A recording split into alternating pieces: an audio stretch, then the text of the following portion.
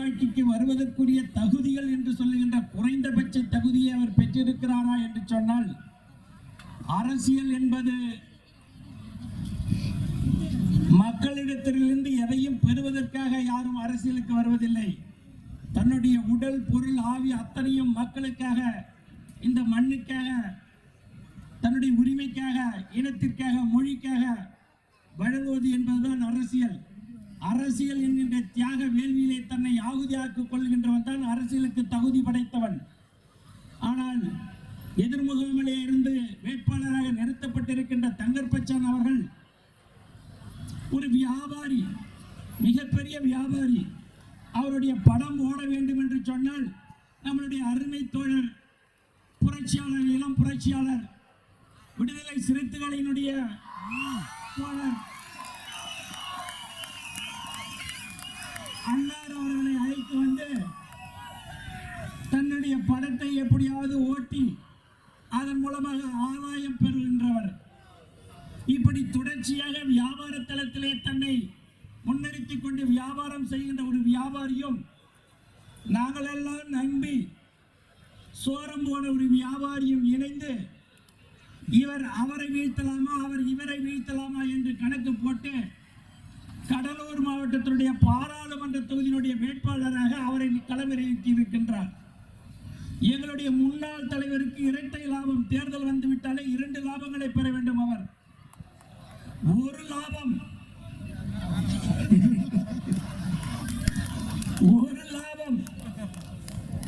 எந்த கட்சியோடு கூட்டணி வைக்கின்றாரோ அந்த கட்சியோடு இருந்து வாங்க வேண்டியதை வாங்கிக் கொள்ளுவார்.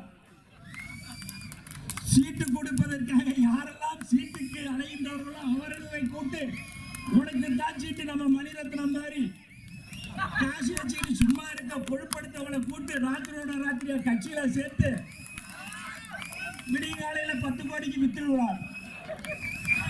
10 கோடியோ 20 கோடியோ முடிஞ்ச வரைக்கும் உருகிட்டு இவரு வியாபாரத்தை சிறப்பாக கல்லா கட்டி விடுவார்.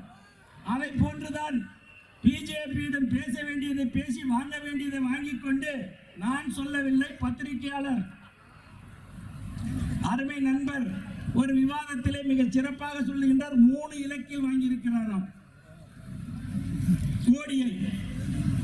லட்சுமணன் என்ற மூத்த பத்திரிகையாளர் ஒரு விவாதத்திலே வைக்கின்றார். இதுக்கு மேல நான் சொல்ல விரும்பல, நீங்களும் என்ன கேட்காதீங்க, முடிக்கிறார்.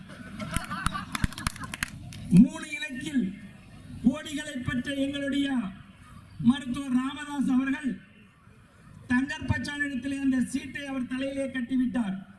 கட்சிக்காரனுக்கு சீட்டு கொடுத்தால் என்ன நடக்குது பெருநற்கள் யார்கள் இருக்கின்றார். அவன் இதற்காகவே தன்னுடைய வாழ்நாள் முழுவதும் தியாகம் செய்து அர்ப்பணித்து கொடி கட்டுவதும், கோஷம் போடுவதும், மருத்துவர் ஐயா வாழ்க என்று சொல்லுவதும், தாரக மந்திரமாக கொண்டு வழக்கு வம்புகளிலே சுமந்த அவனிடத்திலே ஓட்டாண்டியாக இருக்கின்றான். அவனிடத்திலே ஒன்றும் இருக்காது. சீட்டு கொடுத்தா யார் காசு கொடுக்கணும்? கட்சி செலவு பண்ணணும். கட்சி செலவு பண்ண எங்கேருந்து பணத்தை எடுக்கணும்? வாங்கி வச்ச தைலாபுரத்திலேருந்து பணத்தை எடுக்கணும். கட்சிக்காரனுக்கு சீட்டு கொடுத்தா அவன் பணம் கேட்பான், போஸ்ட் கேட்பான், பேனர் கேட்பான், கொடி கேட்பான். அதனால கட்சிக்கே சம்பந்தம் இல்லாத தங்கர்பச்சானுக்கு சீட்டு கொடுத்தா அவனோட முடிஞ்சது. சீட்டை கொடுத்தாச்சு, சீட்டை கொடுத்துட்டு நீ பாத்துக்கப்பா, நான் என்ன வச்சிருக்கேன், தேர்தல் கமிஷன் டைப் பண்றேன், எங்க பார்த்தாலும் நம்மளே என்ன ஆட்சி அதிகாரத்தில் இல்லை, என்கிட்ட ஒண்ணு இல்லை, நீ பாத்துக்க அப்படி என்று சொல்லிவிடலாம். தங்கர்பச்சான் சகலகலா வல்லவன். அவன் கடைஞ்ச போர்ல வெண்ணெடுக்கிறவன். அவன் நம்மளுடைய பகுதியிலே உங்களுக்கு எல்லாம் தெரிஞ்ச கதை தான். குறிஞ்சிப்பாடி தொகுதி மக்கள் இருக்கீங்க. மலைப்பகுதியில் இருந்து கடற்கரை பகுதியில் இருந்து நம்மளுடைய நெய்வேலி வரை இந்த தொகுதி மக்கள் இருக்கின்றீர்கள். அவர் 2 படங்களை, சினிமா படங்களை எடுப்பதாக நம்மளுடைய மாவட்டத்திற்குள்ளே வந்தார். அவர் தயாரிப்பாளர். நம்மளுடைய இளைஞர்களை எல்லாம் அழைத்தார். உங்களெல்லாம் படத்தில் காட்டுறார். நம்மளுடைய பெண்கள் பூண்டியாங்குப்பத்து பகுதியில் இருக்கக்கூடிய பெண்கள் எல்லாம் பொட்டு புடவை கட்டுவாங்கன்னாரு. உங்களெல்லாம் சினிமாவில் காட்டுறேன்னாரு. கரும்பு தோட்டத்தில் கரும்பு வெட்டுற மாதிரி படம் எடுக்கிறேன்னாரு. இவர் எடுத்தாரு. நம்மளுடைய சேராகுப்பத்திலே வெளிநாடு சென்று முதல் தலைமுறையாக ஒருவன் அழகான வீடு கட்டினார். அமைச்சருடைய தொகுதியை சேர்ந்தவன். அந்த வீட்டினுடைய சொச்ச பச்ச குறை வேற இருந்தது. இவர் அந்த வேலையை, அந்த படத்தை நான் இந்த வீட்டில் எடுத்துக்கொள்கிறேன். என் படம் வீடு அருமையாக இருக்கின்றது, எல்லாம் ஸ்விம்மிங் பூல் எல்லாம் வச்சு நல்லா அருமையா கட்டிருக்கிறான். இந்த வீட்டுல நான் படம் எடுத்துக்கிறான். வீட்டுக்காரன் யோசிக்கிறான், சினிமா படக்காரனுக்கு வீடு விட்டா உருப்படாது, என்ன பண்றது?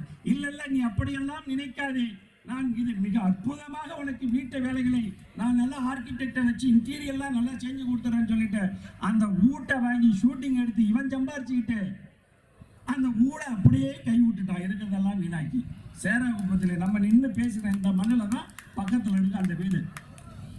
ஆமா ஆமான்னு தான் சொல்றாரு பாரு.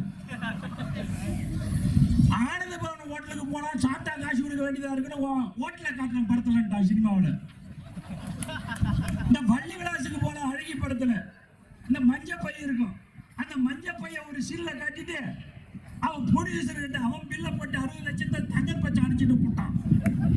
இங்க வள்ளி விலாசுக்காரங்கிட்ட பணத்தை வாங்கி விட்டான் விளம்பரம் படுத்துறேன்னு. ஆனந்த பவனுக்கு சாப்பிட்ட காசு தரல, வள்ளி விலாசுக்காரனுக்கு பைய காட்டுறது காசை வாங்கிட்டான். நம்மளுடைய பூண்டியாப்பா மக்கள் பட்டு புடவை கட்டிட்டு போய் சாரையா நின்னாங்க, ஒருத்தவங்க முகத்தை கூட காட்டல. அதே மாதிரி நம்மளுடைய இளைஞர்களையும் நம்மளுடைய மக்களையும் முழுவதுமாக இவன் ஓசிலை பயன்படுத்தி கொண்டு ப்ரொடியூசர் கிட்ட பணம் போட்டு பில்லு போட்டு எல்லாத்துக்கும் பணத்தை எடுத்துக்கிட்டு இவன் 3 ராமத்தை சாத்திரவன் தான் தங்கர் பச்சான் வந்திருக்கிறான். புதிய கோணத்தில் ஒரு 186 ஏக்கர் நிலம். நல்லா எல்லாரும் கவனமா கேட்டுங்க குறிஞ்சிப்பாடி மக்களே, 186 ஏக்கர் நிலத்தை 4 பேர்ல பட்டா போட்டு சோகா பண்ணிட்டான். நான் சொல்லல, ஹைகோர்ட் நீதிபதி CS சுப்பிரமணியன் அவர்கள் சொல்லியிருந்தார், உத்தரவு போட்டிருக்கிறார். இதை கண்டுபிடித்தவன் அதே பத்திரக்கோட்டையை சேர்ந்த ஊராட்சி மன்றத்தின் தலைவராக இருக்கின்ற சிங்காரவேல். அவருடைய மனைவி தெய்வானை பேரிலே ஹைகோர்ட்டில் வழக்கு போட்டு அந்த நிலத்தை உடனடியாக அரசாங்கம் எடுத்து கையப்படுத்தி அரசிடத்திலே ஒப்படைக்க வேண்டும் என்று ஆணையிட்டு இருக்கின்றார்கள். 26ஆம் தேதிக்குள்ளார் இதை சர்வே செய்து அரசு கிட்ட இந்த நிலத்தை ஒப்படைக்கணுங்க. சீசரின் ஒரு உலக வழக்கு இருக்கின்றது. சீசரின் மனைவி சந்தேகத்துக்கு அப்பாற்பட்டவளாக இருக்கப்பட வேண்டும். அரசியலுக்கு வந்து பதவிகளை அனுபவித்து அதற்கு பிற்பாடு ஏதாவது சொல்லுவாங்க ஊழல் கீழல் அது இதுன்னு. ஆனா நம்ம அண்ணன் தங்கர் பச்சா யாரு? வரத்துக்கு முன்னாடியே 186 ஏக்கரை ஆட்டியப்பட்டவன். இப்படி அவர்களுடைய அண்ணன் தம்பி எல்லார் மீதும் ஊழல் குற்றச்சாட்டு. அந்த குடும்பம் கரும்பு வெட்டிட்டு பக்கத்து கொள்ளைக்காரன் இவன் கொள்ளை வழியா போடுவேன்னு சொல்லிட்டு அணைய கட்டிட்டான் 3 நாளைக்கு முன்னாடி. இவன் ஓட்டுக்காக போவானா பத்திரக்கோட்டைக்கு? ஓட்டு போடுவானா? சொல்லுங்க பார்க்க. அப்ப எவ்வளவு பெரிய நல்ல எண்ணம் படைத்தவர் வருகின்றார் பாருங்கள் ஓட்டு கேட்பதற்கு. என்ன ஒரு செய்தியும் சொல்லிவிடுகின்றேன். நம்மளுடைய பகுதியிலே மிகப்பெரிய ஒரு சீட்டிங் நடந்தது, மேக்ஸ் ப்ரோ என்று பெயர். அந்த நிறுவனம் 10,000 கோடிகளை கொள்ளையடித்து விட்டு நம்மளுடைய தொகுதியில தான், அது ஊர் நம்ம தீர்த்தநகரி இருக்கு இல்லையா, ரெங்கநாதபுரம், அந்த இது அந்த மாடர்ன் ரைஸ் மில் இருக்காது, என்ன ஊர் பாது கூடுதல் என்ன சொல்லுங்க. அந்த மேக்ஸ் ப்ரோ பஸ் எல்லாம் வாங்கி டமால் டிமில் ஓட்டினாரு கொஞ்ச நாள். சிந்தாமணி குப்பம், நம்ம தோழர் சொல்றாங்க பாரு, சிந்தாமணி குப்பத்தை சேர்ந்த சண்முக சுந்தரம் சின்ன வயதிலே ஊரை விட்டு போய் மேக்ஸ் ப்ரோ என்கின்ற நிறுவனத்தை ஆரம்பித்து அதை MLM மூலமாக பல கோடி ரூபாயை கொள்ளையடித்து அந்த மக்களுடைய ஏமாற்றி அந்த பணத்தை எல்லாம் எடுத்துக்கிட்டு இங்க முடியாது போயிட்டான். இவருக்கு எப்பயுமே இந்த திமுக என்ன செய்யுன்னு கேட்டீங்கன்னா, வரவனுக்கெல்லாம் அடைக்கலம் கொடுக்கும். ஆடுறவன், பாடுறவன், ஓடுறவன், கூட்டாடுறவன், டான்ஸுக்காரன். அந்த மாதிரி இந்த தங்கர் பச்சானை மருத்துவர், இந்த தங்கர் பச்சானை நம்முடைய முத்தமிழறிஞர் கலைஞர் அவர்கள் ஒரு நாள் இவன் போய் இன்னமும் அவருக்கு பொக்கே கொடுக்குறான், அதை கொடுக்குறான், ஒரு புத்தகத்தை வாங்கி போய் கொடுத்துட்டு ஒரு போட்டோவை எடுத்து போட்டான். இதுதான் இவர் செஞ்சது. கலைஞர் முதல்வராக இருக்கின்ற பொழுது இவர் போய் நேரம் நம்முடைய முதல்வரே எங்க அண்ணன் போய் சந்திச்சுட்டா இருப்பாரு. பூராவா உன் மேல இருக்கக்கூடிய அத்தனை குற்ற வழக்குகளை நான் சரி பண்ணி உன்னை காவந்து பண்றேன்னு சொல்லிட்டு நம்ம ரெங்கநாதபுரத்துல இங்கேயே அங்கேயே அந்த சமூகத்திலே மேக்ஸ் ப்ரோ செந்திலையும் வச்சுக்கிட்டு அவன் வச்சுக்கிற காசை ஃபுல்லா சுரண்டி சாப்பிட்டு ஒரு படம் எடுக்கிறோம். அதுக்கு ஒரு 30-40 கோடி அந்த மேக்ஸ் ப்ரோ கம்பெனிக்காரன் போட்டு தள்ளிட்டான். அந்த படத்து பேர் என்னப்பா? இதுதான் நம்மளுடைய வேட்பாளருடைய மண்டபாலம். இதுதான் இவர் வரத்துக்கு முன்னாடியே, அரசியலுக்கு வருவதற்கு முன்பாகவே பல மக்களுடைய ரத்தத்தையும் வேர்வையும் உறிஞ்சி குடிச்சிட்டு தான் மட்டுமே வாழ வேண்டும், ஒவ்வொருவரும் ஒரு துறையிலே வெற்றி பெற்று விட்டால் என்று சொன்னால், நாம் ஓரளவுக்கு ஒரு வளர்ச்சி அடைந்து விட்டால் என்று சொன்னால், நம்மை சார்ந்தவர்களை வாழ வைப்பது நம்மளுடைய பழக்கம். எட்டி படுத்தால் என்ன, ஈயாதவன் வாழ்ந்தால் என்ன, தங்கர் பச்சான் வாழ்ந்தா என்ன, அவன் அழிஞ்சா என்ன, அழிய போற தோணில இருக்கிற தங்கர் பச்சானை பாட்டாளி மக்கள் கட்சி எப்படி கரை சேர்க்கும்? இப்ப நம்ம நீதிவனவன் பேசுகின்ற போது சொன்னார், என் குத்தம்மா உன் குத்தம்மான்னு. உடனே இந்த தேர்தல் முடிஞ்ச உடனே சொல்லுவான், யார் எங்காலு பத்திரக்கோட்டையா, என்ன சொல்ல போறான்னு தெரியுமா? நான் சிவனேன்னு படம் எடுத்திருந்தேன். இவன் நினைச்சுப்பா, ஒரு ஷூட்டிங் எவ்வளோன்னு ப்ரொடியூசரை ஏமாத்தி காசு வாங்கி பழக்கப்பட்ட ஆளு. அப்ப நான் லண்டன்ல இருந்தேன். உண்மை, ஒரு தகவல் வந்தது, சமூக ஊடகத்தில் எல்லா இடத்துலையும் வந்தது. இவருக்கு சீட்டுன்னு ராமதாஸ் சொல்லிட்டாரு. நானே கஞ்சிக்கு இல்லாத இருக்கேன், எனக்கு ஏன் கட்சின்னு இவன் பேசின டயலாக் தான். உடனே எல்லா பத்திரிகையிலையும் செய்தி வந்து போச்சு, சமூக ஊடகத்திலாம் செய்தி வந்து போச்சு. உடனே இவனை கூப்பிட்டு, ஏண்டா நாயா, உனக்கு நான் சீட்டு கொடுத்தது அதிகம், நீ இதெல்லாம் வேற உனக்கு சீட்டு வேணாங்கிறியா, ஒன்னு எந்த நாயாவது சீண்டுச்சான்னு கேட்பாருங்க மருத்துவர் அவர்கள். அவருடைய பாணி என்னன்னு தெரியும். உடனே இவன் பயந்துக்கிட்டு, இல்ல நான் சொல்லல அந்த செய்தியான்ட்டான். சொன்னது இவன் தான். இவன் வாயில சாதாரண வாய் இல்லை. அப்படிதான் நம்மளுடைய முன்னாள் நம்மளுடைய கட்சியிலே பணியாற்றி மிகப்பெரிய புரட்சியை ஊராக விளம்பரம் செய்தான். அன்னைக்கு குஷ்பு தெரியுமா, குஷ்பு, இவன் வாய் கொழுப்பு, வாயில கொழுப்பு இவனுக்கு. அந்த குஷ்பை பத்தி, திரைப்பட நடிகைகளை பற்றி வாய் கொழுப்புல இவன் பேசிட்டான். பேசின ஒட்டுமொத்த திரைப்பட குழுவினரும் சேர்ந்து இவனை வாடான்னு கூப்பிடுறாங்க எல்லாரும். அப்ப கூப்பிடுகின்ற பொழுது திரைப்படத்தினுடைய அனைத்து இயக்குநர்களும் சேர்ந்து அங்க இருக்கக்கூடிய இந்த விஷயமா இங்கேயுமா இந்த அமீர் இந்த மாதிரி இருக்கக்கூடிய தமிழ் ஆர்வலர்கள் சேர்ந்து என்ன பண்றது, பெரிய இஷ்யூவா இருக்கா, எப்படியாவது இந்த பிரச்சனைக்கு முற்றுப்புள்ளி வைப்போம்னு சொல்லி சரி வான்னு கூட்டு போறாங்க. இவன் நடிகின்னு பார்த்துருப்பீங்க எல்லாம் இந்த வீடியோ, நடிகின்னு போறான். இவன் போறதுக்கு முன்னாடி குஷ்பை பத்திரிகையாளர்கள் கேட்கிறாங்க, நீங்கள் உங்களை கேவலமாக அருவருப்பாக பேசிய தங்கர் பச்சான் இப்ப இந்த வரப்போறாரு, நீ என்ன செய்வேன்னு கேட்கிறான். அவன் இப்படி புடவை அப்படி தூக்குறான், போறான். வெளி வரும்போது இங்க இருக்காதுன்னா உண்மையா பொய்யா, இதெல்லாம் ஏதாவது பொய்யான தகவல் கிடையாது. அனைத்து பத்திரிகைகளிலும் ஊடகங்களிலும் செய்தித்தாளிலும் வந்த செய்தியைத்தான் சொல்றேன். குஷ்பா பேசிட்டு மழை இவனை மன்னிப்பு காட்டுறான், இப்படி காட்டுறான்னா அப்படியே ஊடாங்க. குஷ்பு கிட்ட எப்படி மன்னிப்பு கேட்டால் எங்க மானெல்லாம் போயிடுச்சு. பக்கத்தூர்காரன் நாங்க செம்மன்காரன் கொஞ்சம் ஏதோ வீரமா பேசிட்டு தெரிஞ்சவன் உள்ளாம்பாரு நெடாங்கடியா இருக்கிறாங்க பூரா இந்த டான்ஸ் இருக்காடா பூரா பேரு காலி வந்து அங்க பிரதேசம் வரா மன்னிக்காரன். இதுதான் இவருடைய மண்டபாலம். இப்படிப்பட்ட ஒருவரை நம்மளுடைய மருத்துவர் தேர்ந்தெடுத்து சரியான ஆள் அனுப்பியிருக்கிறாரு. இவன் சொல்ல போறான், தேர்தல் முடிஞ்ச உடனே இன்னும் சொல்ல போறான், எங்களுடைய அண்ணன் எம்ஆர்கே அவர்களுடைய ஆதரவோடு விடுதலை சிறுத்தைகள் என்று சொல்லுகின்ற கடலூர் மாவட்டத்தின் ஆளுமை மிக்க சக்தியாகவும் அரசியல் அதிகாரத்திலே அகில இந்தியாவுக்கு ஒரு சிம்ம சொப்பனமாகவும் விளங்குகின்ற எங்களுடைய தோழர் அவர்களுடைய உதவியோடு வெற்றியோடு மாபெரும் வெற்றியை நம்முடைய வேட்பாளர் அவர்கள் சுவைக்கரிக்கின்றார். அதுக்கு பிற்பாடு அவன் சொல்ல போறான், இவங்க எல்லாம் அவங்க சொந்தக்காரன் ஓட்டு போட்டாங்க.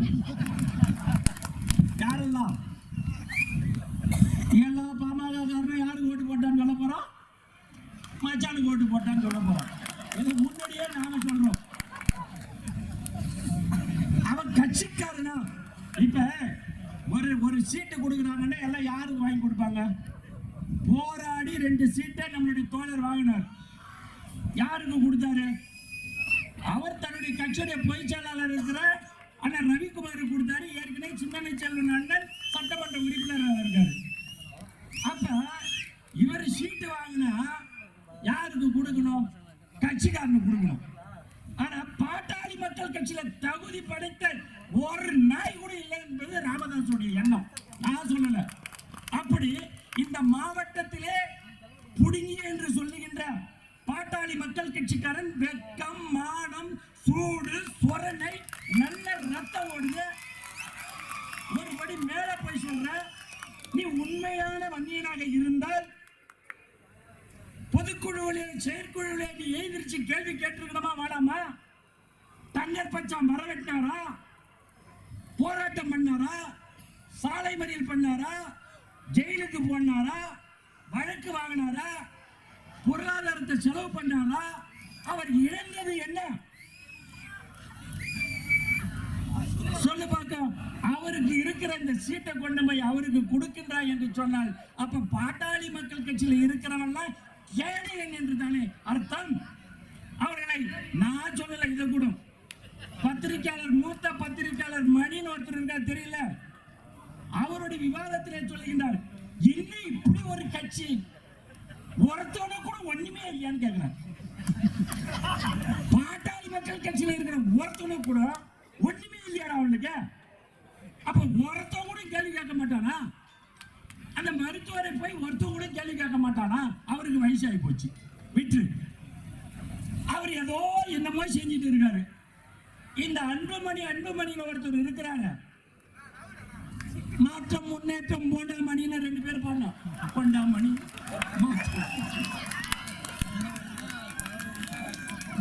நல்ல சினிமா நடிகை விந்தியா கேட்டா, உன் பெல்ட் எல்லாம் அறுந்து ரொம்ப நாள் ஆகிப்போச்சு, போண்டாமணியை தெரியும், அந்த மணியை தெரியும், இந்த மணியை தெரியும், செய்யாத ஆரணி திங்கவன் தட்டி அன்புமணியை கேட்ட அவனுக்கு தெரியாதுதான். அந்த பேச்ச நான் ரொம்ப ரசிச்சு பார்ப்பேன். யாரு? விந்தியா, நடிகை விந்தியா, துணை நடிகை விந்தியாவுடைய ஸ்பீச். அதை போன்று டைம் ஆகி போச்சுக்கிறாங்க. ஒரே ஒரு செய்தியை பதிவு செய்கின்றேன்.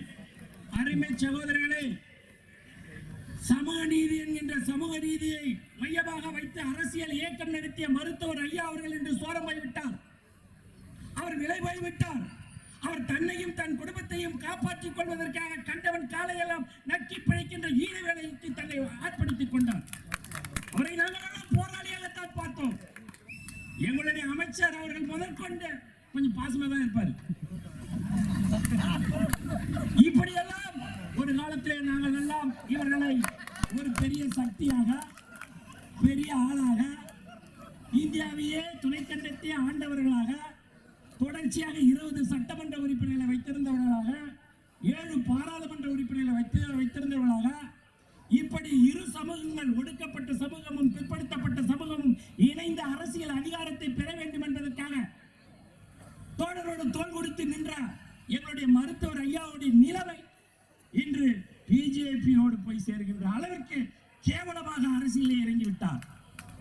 நான் சொல்லுகிறேன், உழைக்கின்ற வர்க்கமாக இருக்கின்ற இந்த இருவரும் சமூகமும் அரசியலே இணைந்து பணியாற்றுகின்ற பொழுதுதான் இருவருக்குள் இருக்கின்ற புரிதல், நமக்குள் இருக்கக்கூடிய அந்த முரண்பாடுகளை கலைத்து நாம் இருவரும் உழைக்கும் வர்க்கம், நாம் இருவரும் ஒரே நிலையில் இருக்கின்றோம், நாம் முன்னேற வேண்டும் என்று சொன்னால் அரசியல் அதிகாரத்தை பெற வேண்டும் என்ற உயர்ந்த நோக்கத்தோடு சமூக நீதிக்காக பாராளுமன்றத்திலே குரல் கொடுத்த இளம் புரட்சியாளர் நம்மளுடைய அண்ணன் திருமா அவர்கள்.